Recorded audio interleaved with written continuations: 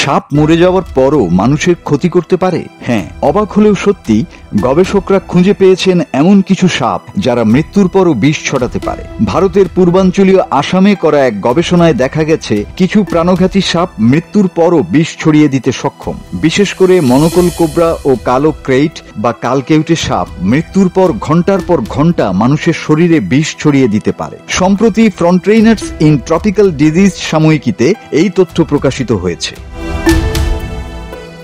এর আগে ধারণা করা হতো মৃত্যুর পর বিষ ছড়ানোর ক্ষমতা কেবল কিছু নির্দিষ্ট প্রজাতির সাপের মধ্যেই সীমিত, যেমন আমেরিকান র্যাটল স্নেক, কপারহেড, এশীয় ও সাব সাহারার স্পিটিং কোবরা এবং অস্ট্রেলিয়ার রেড বেলিড ব্ল্যাক স্নেক। কিন্তু নতুন গবেষণা জানাচ্ছে ভারতের গ্রামীণ অঞ্চলে প্রচলিত কোবরা ও কালকেউটে একইভাবে বিপজ্জনক হয়ে উঠতে পারে। এই গবেষণাটির নেতৃত্ব দিয়েছেন আসামের নামরূপ কলেজের বিজ্ঞানী সুস্মিতা ঠাকুর। তিনি ও তার দল অন্তত 3টি ঘটনার প্রমাণ সংগ্রহ করেছেন। এর মধ্যে 2টি ঘটনা মনোকল কোবরা এবং একটি কালকেউটের সঙ্গে যুক্ত।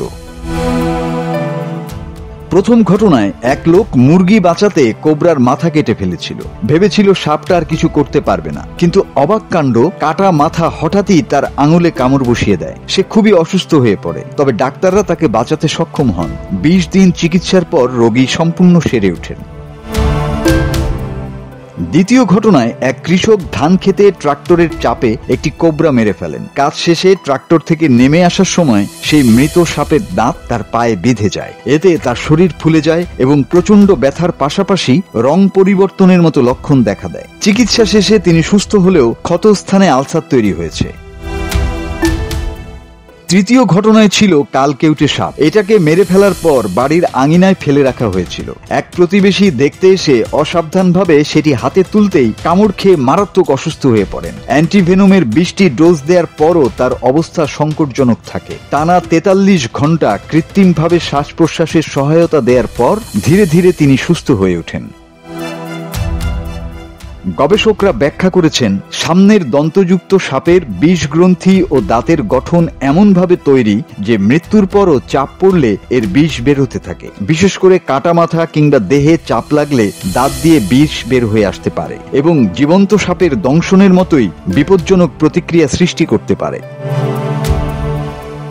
তাই বিশেষজ্ঞদের পরামর্শ, কোনো কারণে যদি সাপকে মেরেও ফেলা হয় তবে এর দেহ বা মাথা খালি হাতে নাড়াচাড়া করা উচিত নয়। মৃত সাপও জীবন্ত সাপের মতোই প্রাণঘাতী হতে পারে। মাসুদ হাসান, বাংলা টিভি।